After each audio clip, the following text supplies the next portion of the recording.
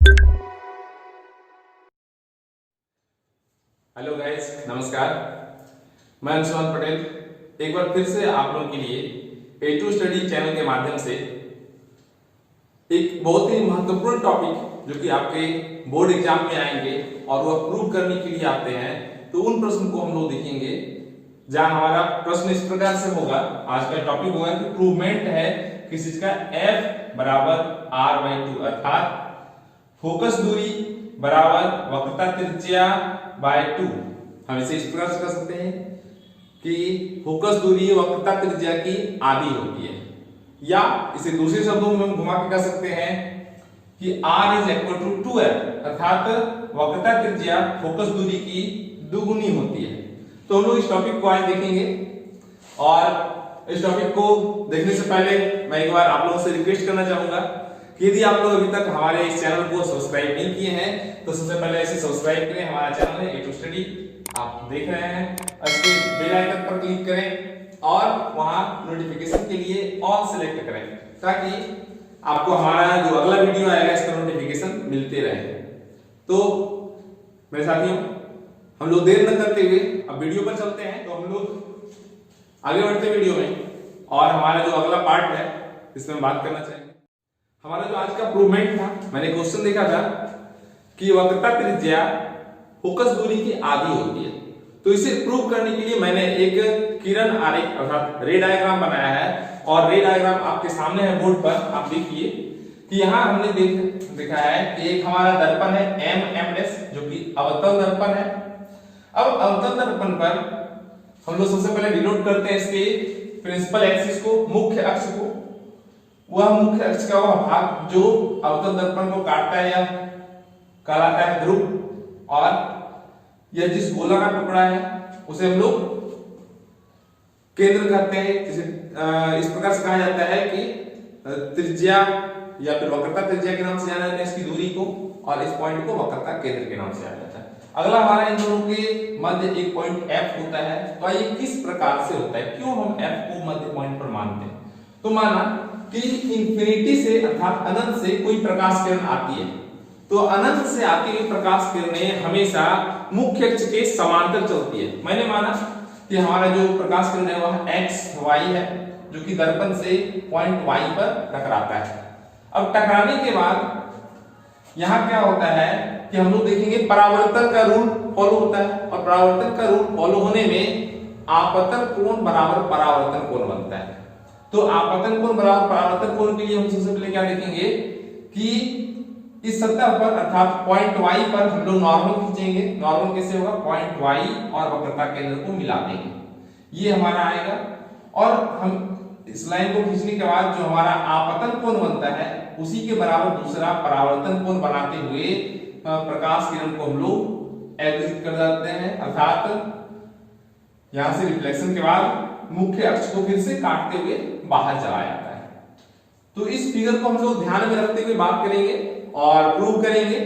तो आइए से हम लोग को दो चीजों की आवश्यकता होगी। सबसे पहला चीज क्या कि एक त्रिभुज है CFY, जिसमें यह कोण हमारा बाह्य कोण कहलाएगा, जिसे आप कुछ भी नाम दे सकते हैं। तो यहाँ मुख्य रूप से हम लोग इस तरह से देख सकते हैं, क्योंकि XY और CP ये दोनों समांतर किरणें हैं, तो बनने वाला एक आंतर कोण जो हमने ग्रीन कलर से आपको मैंने दिखा रहा हूं मैं, यह बराबर होगा था I के बराबर यहाँ का कोण क्या हो जाएगा, I। और फिर हम लोग ज्यामिति के दूसरे नियम पर चलते हैं। तो हमारे जो ज्यामिति का नियम है, त्रिभुज का नियम, उसमें बताया गया है कि यदि किसी त्रिभुज के किसी एक भुजा को आगे बढ़ा दी जाए तो उससे बनने वाला बाह्य कोण अंतः अभिमुख कोणों के योगफल के बराबर होता है। अर्थात हम इस एंगल के लिए बात करें, एक अंतः अभिमुख कोण यहाँ, दूसरा अंतः अभिमुख कोण यहाँ, अर्थात ये क्या हो जाएगा I प्लस R, या 2I भी कह सकते हैं। 2I क्यों कह सकते हैं, क्योंकि परावर्तन के नियम में हमने देखा है कि आपतन कोण परावर्तन कोण के बराबर होता है। तो हम I प्लस R भी कह सकते हैं, या 2I भी लिख सकते हैं।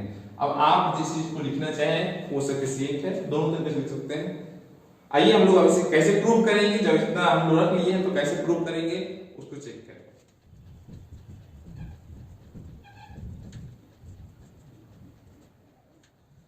करने से पहले हम लोग एक और विशेष थ्योरम पर प्रकाश डालना चाहेंगे, और हमारा जो थ्योरम होगा वो इस प्रकार से है कि किसी वृत्त में यदि आप इसके त्रिज्या r मानते हैं और यहाँ थीटा एंगल नापते हैं जो एंगल की रेडियन में मापा गया हो, तो इस थीटा एंगल के द्वारा बनने वाले चाप की लंबाई को इस सूत्र से दर्शा सकते हैं, अर्थात थीटा बराबर L/r।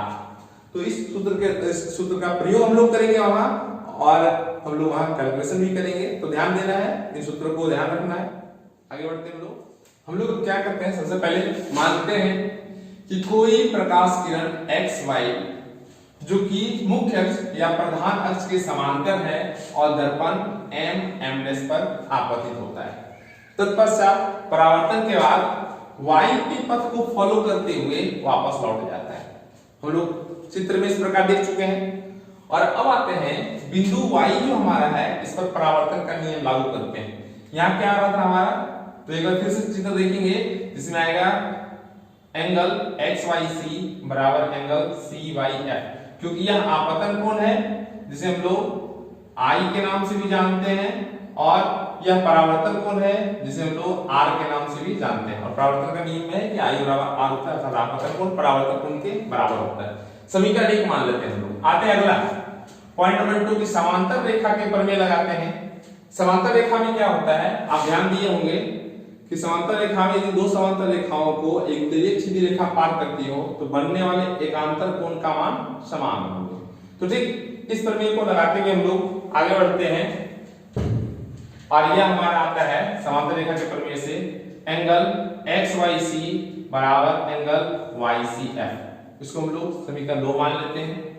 अब आते हैं त्रिभुज के बाह्य कोण प्रमेय को लगाया जाता है। आप लोग पहले से भी जानते हैं और ज्यामिति पढ़ चुके हैं कि त्रिभुज का बाह्य कोण प्रमेय हमें बतलाता है कि किसी त्रिभुज के यदि एक भुजा को आगे की ओर बढ़ा दिया जाए तो बनने वाला बाह्य कोण अंतःअभिमुख कोणों के योगफल के बराबर होगा। हम लोग उसी का प्रयोग करेंगे यहाँ, अर्थात हम जब त्रिभुज के एक भुजा को बढ़ाते हैं तो हमारे पास एंगल आता है YFP, और ये किसके बराबर आएगा, तो यह आएगा YCF के बराबर, और YCF और CYF इन दोनों के योगफल के बराबर। अब समीकरण 1 और समीकरण 2 का प्रयोग करते हैं, जिसमें सबसे पहला YCF का वैल्यू यहाँ दिया गया समीकरण 2 में, यहाँ से लगाते हैं एंगल XYC, और पुनः CYF के बदले हम लोग समीकरण 1 से लगाते हैं XYC। अब इन दोनों को हम लोग एक साथ रखने पर दोनों सेम है तो जोड़ देते हैं 2 एंगल XYC बराबर YFP। इसे हम लोग समीकरण 3 मान लेते हैं, और अब हम लोग थीटा बराबर L/r का प्रयोग करेंगे दोनों कोणों के लिए। उसका हम लोग यहाँ प्रूव करते हैं कि थीटा बराबर L/r से लेते हैं। हमारे पास दो कोण था, पहला कोण था समीकरण 3 में YXYC जिसके बराबर YCF है, और YCF को हम लोग रखते हैं तो वहां देखते हैं L और R क्या है, तो L के स्थान पर YP आता है और R के स्थान पर CP आता है, अर्थात थीटा बराबर L/r। पुनः दूसरा एंगल लेते हैं एंगल YFP, इसके लिए लेते हैं तो यहाँ आता है YP L के स्थान पर, और उसके लिए R के स्थान पर आता है FP, अर्थात YP/FP।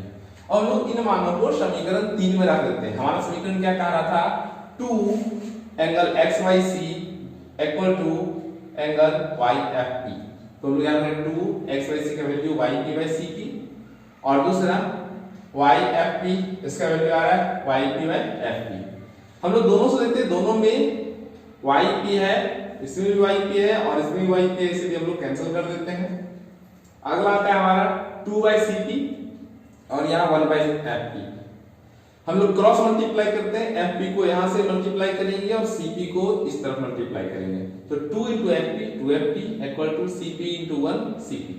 ये हमारा आ गया इक्वेशन 4। अब क्या करते हैं, इस इक्वेशन में चूंकि डिस्टेंस है और वह डिस्टेंस मुख्य अक्ष पर मापा गया है, तो जब भी मुख्य अक्ष पर डिस्टेंस नापी जाए तो उसका हम लोग चिन्ह परिपाटी का प्रयोग करते हैं, और चिन्ह परिपाटी से लेते हैं चूंकि अवतल दर्पण है इसलिए FP फोकस दूरी होगा और ये फोकस दूरी -f होगा, और दूसरा है CP जो कि वक्रता त्रिज्या होगा और वह वक्रता त्रिज्या भी -r। तो यहां से हम लोग -f और -r रखते हैं FP और CP के बदले, तो आइए हम लोग फॉर्मूला के साथ 2f के स्थान पर हो गया -f और cp के स्थान पर हो गया -r। दोनों तरफ से हम माइनस को कॉमन करते हैं, क्योंकि यहाँ इस बार हम देख रहे हैं दोनों में माइनस है, तो माइनस को हम लोग कॉमन करते हैं तो आता है हमारा 2f r। पहला पार्ट हमारा यहाँ प्रूव हो रहा है। या फिर दूसरा पार्ट हम लोग क्या करते हैं, 2 को इस तरफ ले जाते हैं यानी कि राइट साइड में ले जाते हैं, तो आ जाता है डिवाइड में यानी f r/2। ये हम लोग उसमें जो देखे थे और करके अथवा करके डाला गया था दूसरे फॉर्म को, उसको प्रूव करते हैं। तो इस तरह से हमारा पूरा थ्योरम वेरीफाई हो गया और हम क्या करते हैं, स्टेटमेंट के रूप में से लिखते हैं सबसे अंत में कि गोलीय दर्पण का वक्रता त्रिज्या, इसे हम लोग एक बार सुधार देंगे, गोलीय दर्पण की वक्रता त्रिज्या फोकस दूरी की दुगनी होती है। पहला हमने देख लिया यहाँ कि वक्रता त्रिज्या फोकस दूरी की दुगनी होती है, पहला वेरीफाइड पोर्शन है। इसको हम लोग दूसरे शब्दों में अन्य रूप में कैसे बोलेंगे, तो गोलीय दर्पण की फोकस दूरी वक्रता त्रिज्या की आधी होती है, और ये हमारा वेरीफाई हो गया। और इस प्रकार से हम लोग इस सवाल का जवाब दे पाए हैं, और आशा करते हैं कि आप लोग हमारा पूरा वीडियो देखे होंगे और देखने के बाद आपको अच्छा लगा होगा वीडियो। तो सबसे पहले नीचे जाइए और लाइक का बटन क्लिक कीजिए और साथ में कमेंट बॉक्स में लिखिए कि आपको अगला कौन सा वीडियो चाहिए, और अपने दोस्तों तक भी शेयर कीजिए ताकि वो भी अपने एग्जाम में इस वीडियो के माध्यम से अधिक एग्जाम की तैयारी वो कर सके। और हम अगला करना चाहेंगे कि नीचे आप देखिए वहां शेयर का ऑप्शन है, शेयर करना है आपको, कमेंट करना है और लाइक करना है वीडियो को। तो दोस्तों धन्यवाद। अब हम फिर मिलते हैं आपको नेक्स्ट वीडियो में। तब तक के लिए हमारे चैनल के और भी वीडियो हैं उनको एंजॉय कीजिए, और चैनल को अभी तक भी सब्सक्राइब नहीं किए हैं तो एक बार फिर से कहेंगे कि नीचे जाइए सब्सक्राइब कीजिए और उसके बगल में बेल आइकन है उसे क्लिक करें, और क्लिक करने के बाद ऑल सेलेक्ट करें ताकि आपको अन्य अगली जो नोटिफिकेशन है आते रहेंगे। तो मिलते हैं, तब तक के लिए टाटा बाय बाय।